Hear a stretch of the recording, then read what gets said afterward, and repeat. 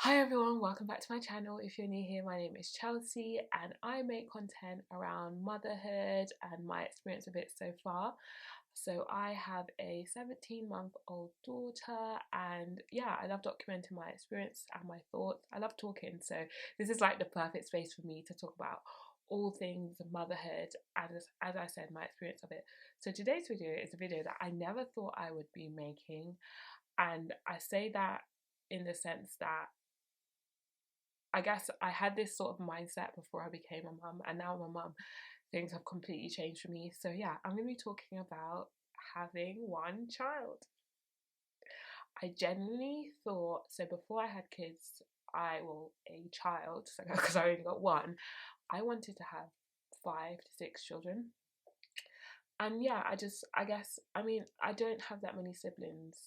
I suppose, like, I got 2 brothers and 1 sister, so I mean, I wouldn't consider that like a big family, but I guess I saw like big families around, like online, and I was like, wow, that looks amazing, like I'd love to have that. And then I had my daughter and I was like, I don't know if that big family lifestyle is for me.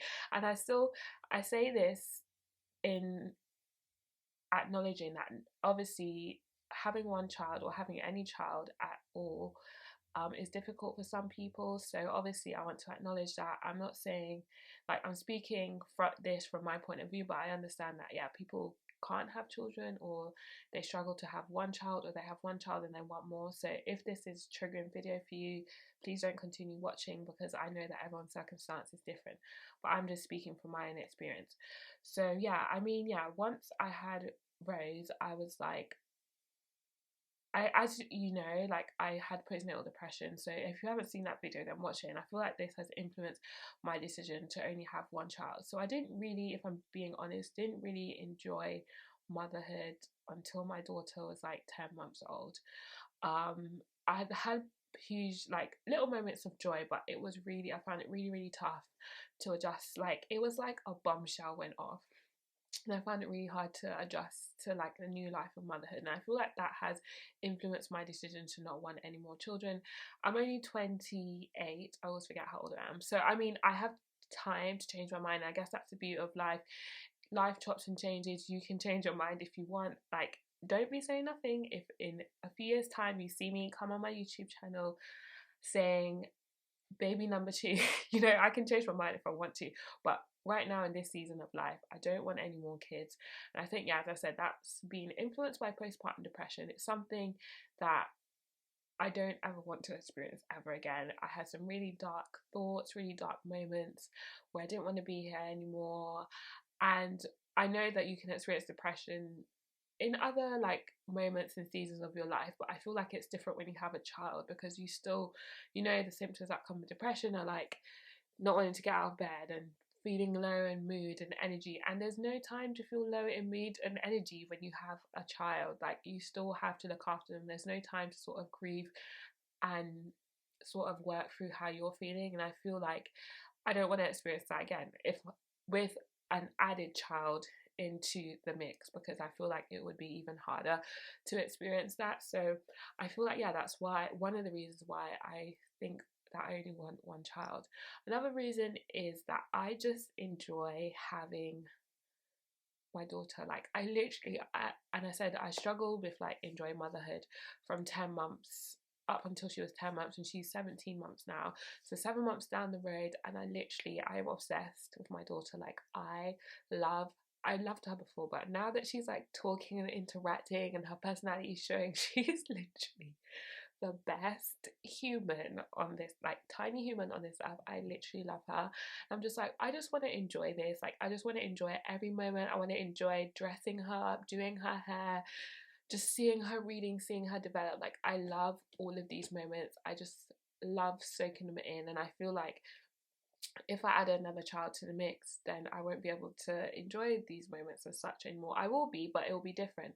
And as I said, if I want that, if someone wants that, then they'll cope and deal with the changes. But I don't want that. I just want to soak up every moment of her life, because she's literally so precious and I just enjoy it all. Um, and I feel another reason why I've been like, I never thought that I would think this way, But I feel like society puts a lot of pressure on people to have like a family that looks a certain way. And I guess the like traditional family is like mum, dad, and 2 children, whether that be a boy or girl, 2 girls, whatever. And I guess there's always pressure. You have one child, people are like, when are you having the next? Save it for baby number 2, do this for baby number 2. And when your child gets to a certain age, people start asking you, when are you planning for number 2? Number 2 is coming soon. Like, I was at a hairdresser the other day and the person was like, oh, baby number 2 coming soon. I'm like, baby number 2 is not in the works, okay? Like, mind your business. And I feel like it as well, like, it's really insensitive to say that to people because you don't know what they're struggling with. Like, I saw a post online recently of someone who said people had been asking them when they're planning for baby number 2, but the mum had hyperemesis. I think that's how you pronounce it, hyperemesis. It's not morning sickness, it's much more than that. Throughout her whole pregnancy, and her partner was like, I can't imagine you going through that again. It was really psychologically damaging for the mother. And also, then when you're going through these things, as I said, you have to look after your child, and something that is debilitating to your mental and physical well-being affects your ability to look after your child, but also affects your ability to relate with others. So that might be your partner, your friends, and this can have an overall effect on your mental health. And I guess I've already touched on mental health, but that's the next thing. What impact is adding to your family going to have on your mental well-being? So that's your own mental well-being, your child's mental well-being, your partner's mental well-being. Like, there's so many sort of things that go into it. It's not for me like just a, oh, let's go out and have a baby, because that's what we did the first time. We literally didn't think of anything. It just sort of happened and we were like, let's go with the flow. And I am not going with the flow again. Like, the flow was not flowing, and it is like, yeah.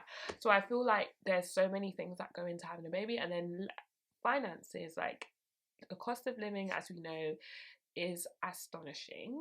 And I'm a firm believer in that God will provide, but I also believe that God gives us discernment to make wise decisions, and we can be like, God, is this the right moment? Because everyone always says like, there's never a right time to do X, Y, Z, but I feel like there is a right time to bring a whole life into the world. I mean, right, in the sense that God will plan, like you might plan, I want to have a baby in 2 months' time, and the baby might come in 6 months' time instead, as in you get pregnant.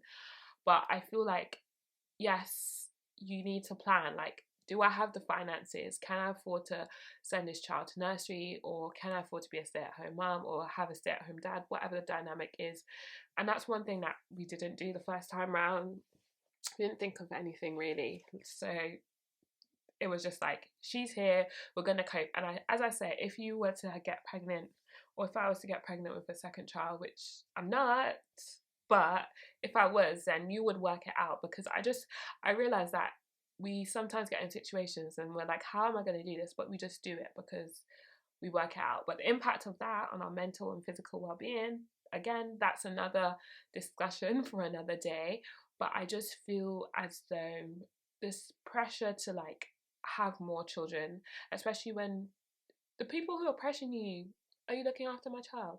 No, you're not. So stop pressuring people to have more children. And I really had to question, like, is this what I want? Because I've been thinking about this a lot, not so much recently, but when I started to think, oh, do I want to have another baby or add to the family?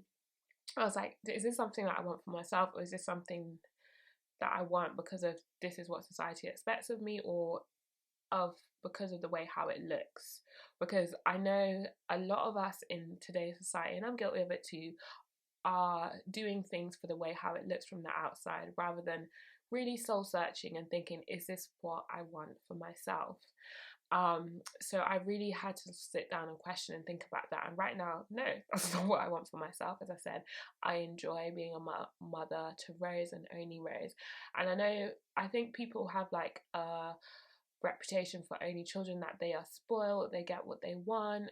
And I'm just like, sorry, but you can have 5 children and they can all be spoiled. It's nothing to do with them being an only child. Yes, you may have more means for them to access, or you might not. You don't know people's financial situations. Someone might choose to only have 1 child because they can't actually afford to have any more, and their budget might still be really tight just having that 1 child, so they won't be spoiled. And what are we being spoiled with? Are we being spoiled with love? Because you can never have too much love, right? Are you being spoiled with love, positive affirmations, comfort when you need it? Are you being spoiled with money, clothes, material things that aren't actually going to have much impact and bearing on your life. So I feel like, yes, I am inclined to be like, I want this for Rose, I'm going to get this Rose because I don't have anyone else to think of.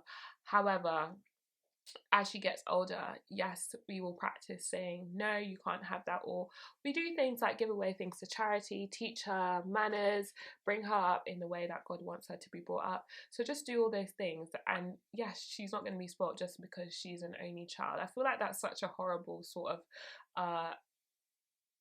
what's the word, a horrible sort of theme to attach to only children, because only children, I have friends who are, my best friend is an only child and she is not spoiled, she is lovely, she's also not a recluse. I feel like that's one of the, like, she's lonely, she doesn't have any friends. Like, Rose is literally, like, I don't know what she's going to be like when she's older, but she is so, like, she loves people. Like, she'll go up to the park, albeit she might push some kids in the park, but she loves people watching, she loves being involved, she's very confident in herself, and I love that for her. Like, and I love that I'll be able to be like, nourish her, pour into her, and just raise her to be the best human being possible. So yeah, she's not, from what I can see right now, she is not shy, she's not, and it's okay if she's shy. Like, someone can be an only child and be shy, or someone can be part of a big family and be shy. Like, I just feel like people have these things that they attach to certain ways of being, and then it's like, let's go with that and tear down people who choose to do the opposite of what society may deem as normal. So yeah, those are my reasons for only wanting one child. I feel like there's probably more reasons, but then this video would be too long.